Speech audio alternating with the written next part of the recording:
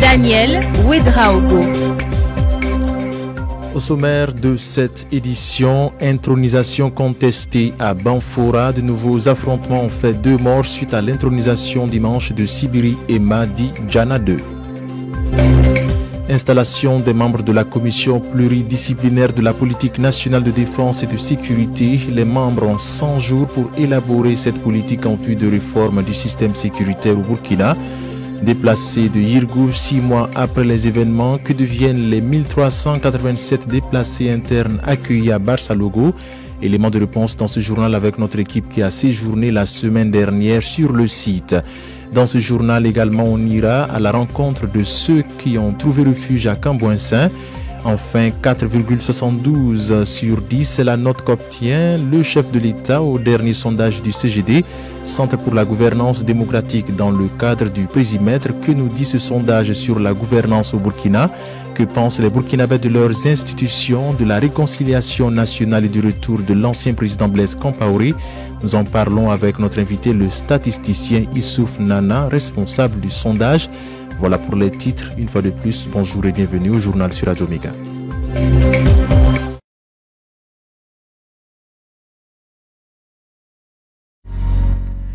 Direction Banfora dans les cascades en ouverture de journal pour parler de l'intronisation contestée de Sibiri et Madi Djana 2.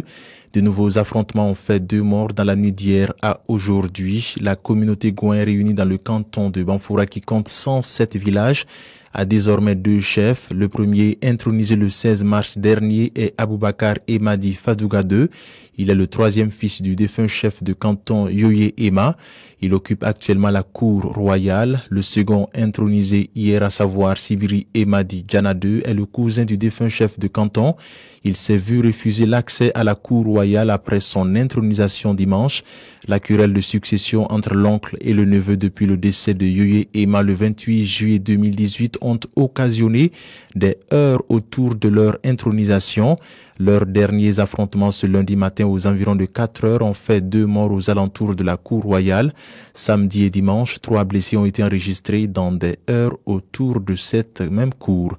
Et nous poursuivons ce journal pour parler à présent de l'installation des membres de la commission pluridisciplinaire de la politique nationale de défense et de sécurité.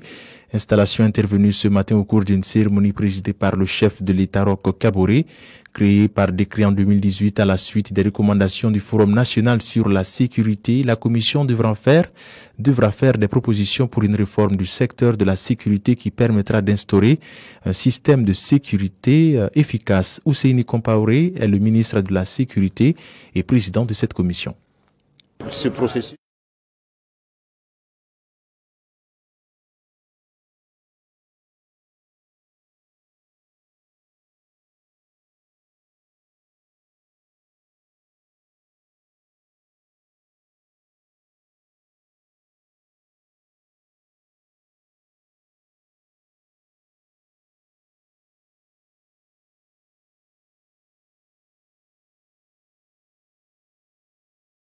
cette commission dont les membres ont été installés ce matin. Tuerie de Yirgou 6 mois après. Que deviennent les personnes déplacées internes accueillies à Barsalogo dans le centre-nord? Une équipe de Radio Méga a séjourné avec elle en fin de semaine dernière. Tranche de vie sur le site qui accueille 1387 déplacés avec Hyacinthe Sanou.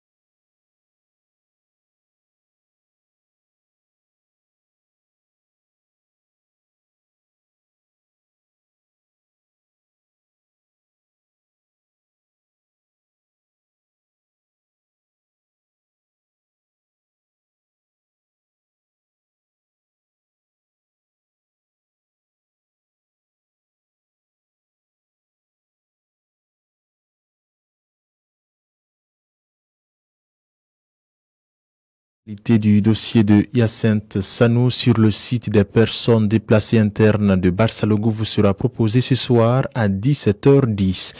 Et du fait de l'insécurité, d'autres ont également fui Silgadji, Gassiliki et Arbinda, des localités situées dans la province du Soum, dans le Sahel, pour trouver refuge dans l'arrondissement 9 de Ouagadougou. Momoni Yaro est de nouveau allé à leur rencontre la semaine dernière au groupe scolaire Massa, situé à Cambouin-Saint, à la sortie de Ouagadougou, route de Kongoussi.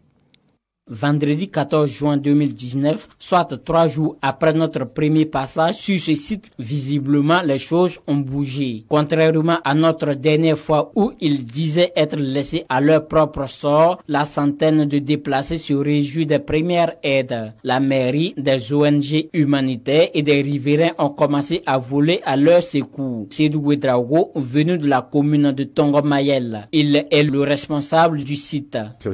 On a eu de l'eau, du riz, des habits, des seaux, des bouilloires, de l'huile, des tôles avec des bois pour faire un hangar. C'est le maire qui nous a donné, l'action sociale nous a donné à manger.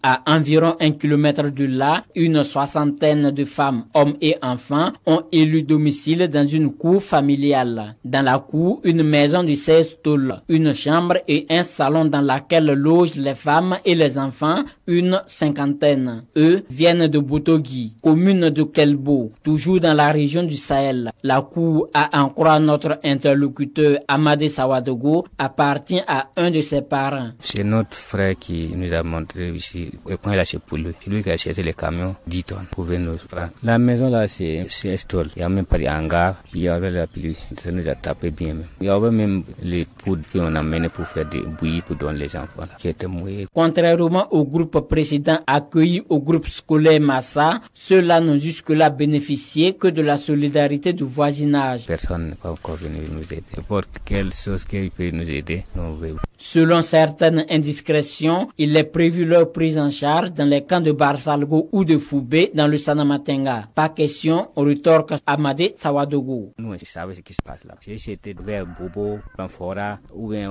Paris, on a d'accord. Sinon, pour retourner à Foubé ou bien Barsalgo, ça c'est nous faire des pères. Parmi ces déplacés, Saïdou Doubari, 14 ans. Il vient de Silgagi. Il devrait passer le certificat d'études primaires cette année. Mais hélas, il espère tout de même retrouver un jour le chemin de l'école. Les gens sont venus fermer l'école. Nous n'avons pas pu faire CM2. Nous souhaitons passer l'examen ici. Même Raymond Abdoul Sawadogo qui s'en sortait pourtant bien en classe selon ses dires. Les guerriers là sont venus. On nous a cherchés à l'école. L'année passée, ils ont fait, ils sont partis. Cette année, les maîtres là sont revenus. Ils sont venus. Ils voulaient tuer les maîtres là. On n'a pas plus tuer. Ils ont cassé les maîtres. Et ils ont fait, non, on n'a pas pu faire école là. Ça nous fait mal. Si vous pouvez nous aider, on veut. C'est un. Il y a eu 7 moyens. Le nombre de sites est passé de 5 à 9 dans l'arrondissement 9 de Ouagadougou avec un total d'environ 1600 déplacés internes selon le maire du dit arrondissement.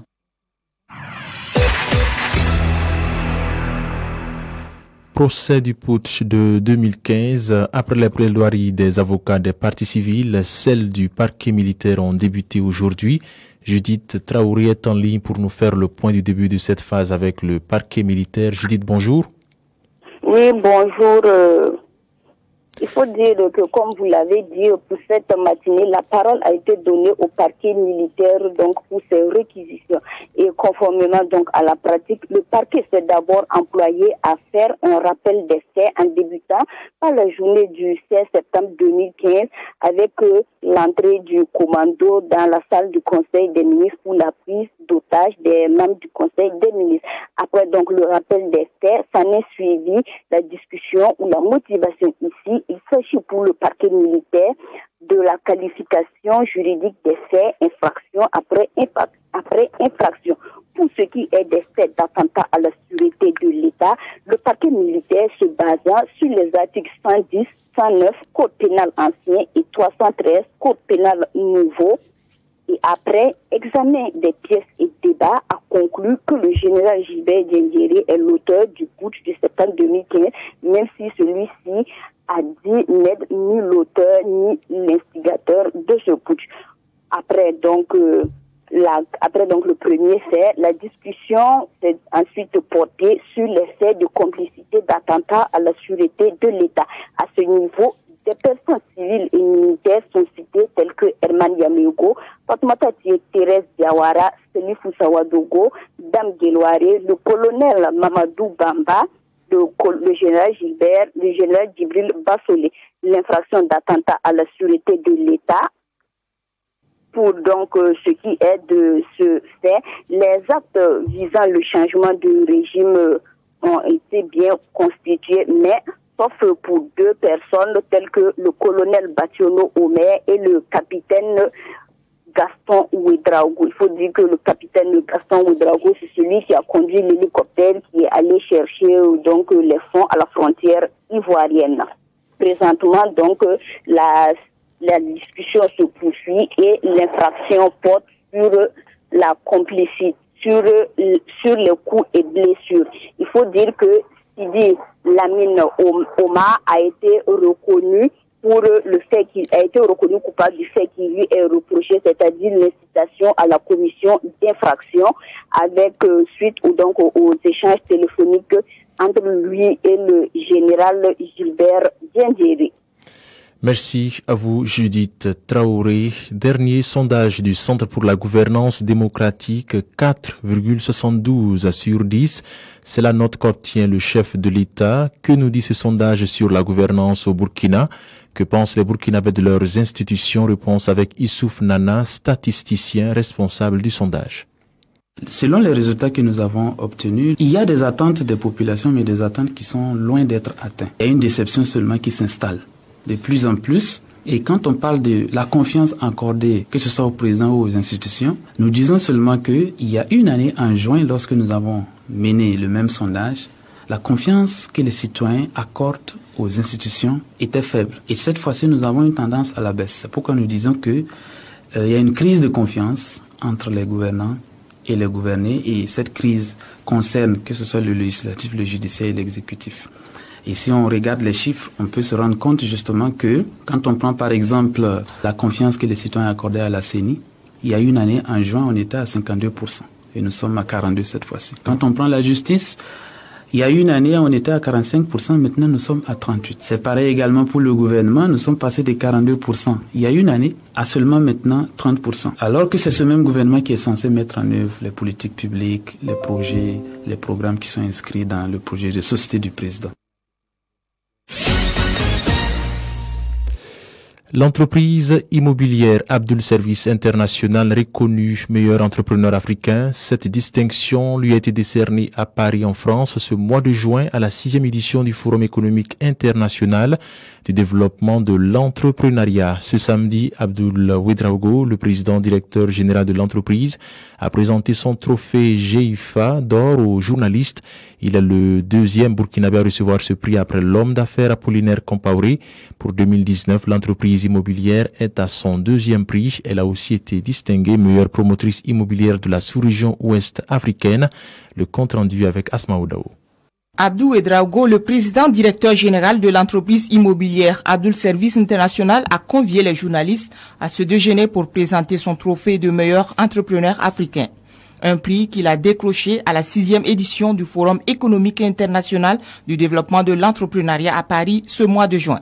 Il le décerne à l'ensemble du personnel de l'entreprise. Faire une entreprise, ce n'est pas une seule personne. Merci à tous ceux qui sont autour de moi. Merci à la délégation qui a effectué les déplacements pour recevoir ce prix. Nous sommes très fiers pour ce prix et c'est toute la nation qui gagne, ce n'est pas M. Ouedraogo seulement. Et ce n'est pas tout. Pour l'année en cours, Abdul Service International a aussi reçu le prix de meilleur promoteur immobilier de la sous-région ouest-africaine. PDG, quel est le secret? Les moutons se promènent ensemble mais ils n'ont pas les mêmes prix. Il y a plusieurs promoteurs immobiliers, mais nous faisons tout quand même pour avoir des innovations, pour vraiment respecter tout ce que nos clients demandent. Et encore, sachez qu'une entreprise qui a créé en 2012, actuellement qui est à l'international, sachez que c'est un travail qui se fait nuit et jour pour vraiment mériter tous ces prix. Il n'y a pas un secret dans ça, seul le travail. Vous nous voyez comme ça, nous sortons le matin très tôt et on rentre tard la nuit. Abdou Ouedraogo, le premier responsable de l'entreprise immobilière, a saisi l'occasion pour s'excuser auprès de certains clients pour des imperfections liées au service rendu. Si c'est construire la maison, c'est notre rôle. Maintenant, avoir l'eau ou avoir l'électricité, ça c'est l'ONEA ou la Sonabel qui doit avoir ça. Et on était obligé d'envoyer une délégation voir le DG de l'ONEA par rapport à des branchements d'eau où les gens ont déménagé, ça fait 2 ou 3 mois où on n'avait pas encore l'eau. Tout ce que nous pouvons peut-être demander à nos clients, c'est vraiment comprendre et prendre leur mal en patience pour qu'on puisse quand même ensemble voir avec les dirigeants de ces pays-là, pour qu'on soulage vraiment tous ceux qui ont pris des logements avec nous. Abdul Service International a 7 ans d'existence. À son compteur, plus de 1000 personnes logées. Omega Sport. Bernabé Cabré nous fait le point de l'actualité sportive. Le premier Grand Prix du président de la Fédération burkinabé de cyclisme s'est disputé hier sur l'avenue Charles de Gaulle, partie du rond-point de la jeunesse de Tampuy en direction de Boussé pour ensuite revenir à Ouagadougou. Cette compétition a tenu le public en haleine. À l'arrivée, c'est Paul Domon de la SBCL qui a été le premier à franchir la ligne devant Abdoulaye Ramba de la JCK et Abdoulaziz Nikema de l'USFA. Le président de la Fédération burkinabé de cyclisme, Yasne Manégré Sawadgo, justifie la tenue d'une telle épreuve. Contribuer à garder les cyclistes en général, les étalons cyclistes en particulier, à les garder en jambes pour que la moyenne soit très bonne autour du Faso. Donc ça commence maintenant. Et cette compétition aussi a pour objectif de donner un exemple. Voilà, en tant que président de fédération, je donne un exemple en organisant une course et je profite de faire un appel aux sponsors pour dire que le cyclisme en tout cas est le leur. Le cyclisme est un sport de fierté nationale. Le cyclisme est un sport dans lequel les Burkinabés se reconnaissent. Le monde cycliste accueille en fin d'année chaque fois le Tour du Faso. On ne pourra pas engranger des résultats au Tour du Faso si on n'a pas de compétition en pleine saison. Je profite aussi de cette compétition pour, au nom du monde de la petite reine, rendre un vibrant hommage aux forces de défense et de sécurité qui abattent un travail inlassable pour que notre pays soit en paix, paix sans laquelle en tout cas il n'y aura ni activité, il n'y aura ni sport, il n'y aura ni cyclisme. Cette course a été parrainée par le Mogonaba Bango. Football à présent, le Mali participera bien à la CAN 2019. De nouveaux statuts ont été adoptés samedi, évitant de justesse une suspension qui aurait empêché les Aigles de participer à la Coupe d'Afrique des Nations. Sur son compte Twitter, le ministre des Sports a annoncé la reprise prochaine du championnat et l'organisation d'une assemblée générale élective au mois d'août prochain. L'entraîneur de l'équipe nationale a dans la foulée publié une liste officielle de ses 23 sélectionnés pour la Coupe d'Afrique des Nations alors que l'équipe est au Qatar pour un stage de préparation. Comme pressenti depuis plusieurs semaines, Maurizio Sarri quitte son poste à Chelsea pour prendre les commandes de la Juventus de Turin. Grand favori pour succéder à Maximiliano Allegri à la tête du club italien, le technicien a fait l'objet d'un accord entre les deux formations après sa demande de quitter les Blues. Malgré un bilan plutôt intéressant avec Chelsea sur cette première saison, Maurizio Sarri n'avait pas été épargné par les critiques en Angleterre. Souhaitant revenir en Italie, l'ancien coach de Naples a signé un contrat jusqu'en juin 2022 avec la Juve. Et pour terminer, pour son premier match lors de la Copa América joué dimanche, l'Argentine a chuté face à la Colombie 2-0. Après cette défaite concédée par son pays, l'attaquant du FC Barcelone Lionel Messi a tenté de se projeter sur la suite de la compétition en tenant un discours positif. Nous allons devoir prendre le temps de digérer cette défaite afin de l'accepter. Il va falloir tirer du positif de ce match en analysant les erreurs commises. Nous devons aussi nous remettre rapidement de ce revers car il reste de grandes chances de se qualifier. Il faut relever la tête et aller de l'avant, a commenté l'Argentin devant la presse. Déjà très critiqué dans son pays après ses échecs passés avec la sélection, Lionel Messi n'a pas droit à l'erreur dans ce tournoi. L'invité du jour. L'invité du jour. 4,72 sur 10, c'est la note qu'obtient le chef de l'État au dernier sondage du CGD, le Centre pour la gouvernance démocratique, dans le cadre du Prisimètre. Que nous dit ce sondage sur la gouvernance au Burkina? Que pensent les Burkinabés de leurs institutions, de la réconciliation nationale et du retour de l'ancien président Blaise Compaoré? Nous en parlons avec le statisticien Issouf Nana, responsable du sondage. Issouf Nana répond aux questions de Ousmane Paré. Pourquoi justement ce sondage et dans quel cadre s'inscrit-il? Ce sondage s'inscrit dans le cadre du programme Prisimètre qui a dans ses grands objectifs de pouvoir consolider la culture démocratique, d'institutionnaliser le suivi citoyen des politiques publiques, de renforcer l'imputabilité et la redevabilité socio-économique et pour assurer vraiment un monitoring citoyen des politiques publiques inscrites dans le projet de société du président. Alors, il faut préciser ici qu'il s'agit pour le CGD, à travers les résultats de ce sondage-là, d'influencer les politiques publiques. Cela ne veut pas dire qu'il faut gouverner par les sondages, mais en tenir compte dans la mise en œuvre des politiques publiques. Cette fois-ci, on voit que vous êtes allé à un peu plus de 3000 personnes qui ont été sondées. Comment ça se passait concrètement sur le terrain? Nous avons augmenté un peu la taille de notre échantillon pour accroître la précision des indicateurs. Et la précision ou la fiabilité des données a un lien avec la taille de l'échantillon. Et c'est pour cela que nous sommes allés à 3024 cette fois-ci. Qu'est-ce que 3000 représente sur une population de 20 millions d'habitants? Oui, c'est une question récurrente. Effectivement, dans le cas du sondage, il y a des techniques qui permettent justement d'avoir un modèle réduit de la population. Il faut préciser qu'on a souvent l'habitude d'entendre, oui, au Burkina, nous sommes 18 millions. Non. Selon les estimations de l'INSD, nous sommes à 20 millions 8 aujourd'hui. Et notre population cible pour ce sondage, c'est la cible de la population âgée de 18 ans et plus, qui est estimée aujourd'hui, selon l'INSD, à 9 millions 6. Donc, c'est cette frange de la population que nous essayons de prendre pour structurer, en tenant compte des critères de sexe, d'âge, des catégories socio-professionnelles et même de la répartition géographique. Quelles sont les grandes tendances? Selon les résultats que nous avons obtenus, il y a des attentes des populations, mais des attentes qui sont loin d'être atteintes. Il y a une déception seulement qui s'installe de plus en plus. Et quand on parle de la confiance accordée, que ce soit au président ou aux institutions, nous disons seulement qu'il y a une année, en juin, lorsque nous avons mené le même sondage, la confiance que les citoyens accordent aux institutions était faible. Et cette fois-ci, nous avons une tendance à la baisse. C'est pourquoi nous disons qu'il y a une crise de confiance entre les gouvernants et les gouvernés. Et cette crise concerne que ce soit le législatif, le judiciaire et l'exécutif. Et si on regarde les chiffres, on peut se rendre compte justement que quand on prend par exemple la confiance que les citoyens accordaient à la CENI, il y a une année, en juin, on était à 52%.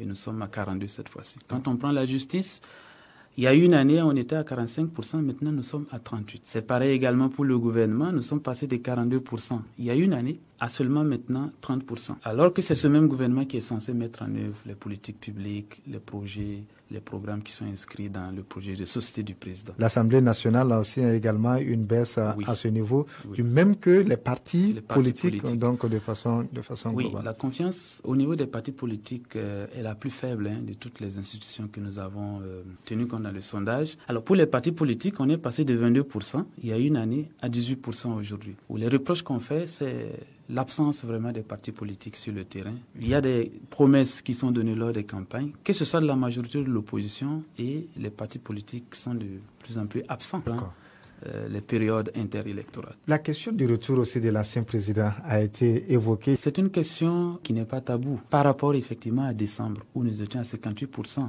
des citoyens qui veulent son retour, nous sommes à aujourd'hui 67%. Donc il y a une hausse un peu de cette opinion-là. Mais quant au motif de son retour, pour ceux-là qui veulent qu'il revienne, là également, il y a une évolution. En décembre, il y avait 40% qui voulaient qu'il vienne pour contribuer à la paix, et nous sommes passés à 41% aujourd'hui. Alors, en décembre, toujours, il y avait 30% qui voulaient qu'il vienne pour répondre à la justice, et là, nous sommes passés à 21%. En gros, 22%, 21,9%. Si les questions de vote, je pense que ça a été abordé dans le cadre de ce sondage. Est-ce que les Burkinabés veulent aller voter en 2020? Que ce soit en 2020 ou même pour le référendum, nous avons abordé ces questions avec les citoyens. Là, c'est assez intéressant. On est à 76% qui disent certainement qu'ils vont aller voter. Ça, c'est intéressant. Quelle est la lecture justement que vous faites de l'évolution de ce sondage? L'élément qu'il faut noter ici, depuis 2 ans, c'est la première fois que nous avons le milieu rural qui donne une note moyenne inférieure au milieu urbain. Qu'est-ce à dire? Alors, pour dire que dans les milieux ruraux, les citoyens ont donné des notes beaucoup plus inférieures par rapport aux citoyens qui sont dans les centres urbains. Alors qu'habituellement, le président a toujours, depuis les 2 ans, a toujours eu la moyenne en milieu rural. Donc, c'est quelque chose que nous avons noté, mais ça s'explique parce que quand les citoyens donnent les notes, ils justifient. Ce contexte sécuritaire est un facteur explicatif. Les citoyens dans les milieux ruraux ressentent beaucoup plus les effets de cette insécurité. Il y a aussi les mouvements de grève, que ce soit dans le domaine de l'éducation, de la santé, ils ressentent beaucoup plus en fait cela. Merci à vous, Issouf Nana. C'était l'invité de la rédaction. L'invité de la rédaction, Issouf Nana, responsable du dernier sondage du CGD. Et c'est avec la page entretien de cette édition que nous nous disons au revoir. Merci à Adama Konaté pour la mise en onde. Radio Omega.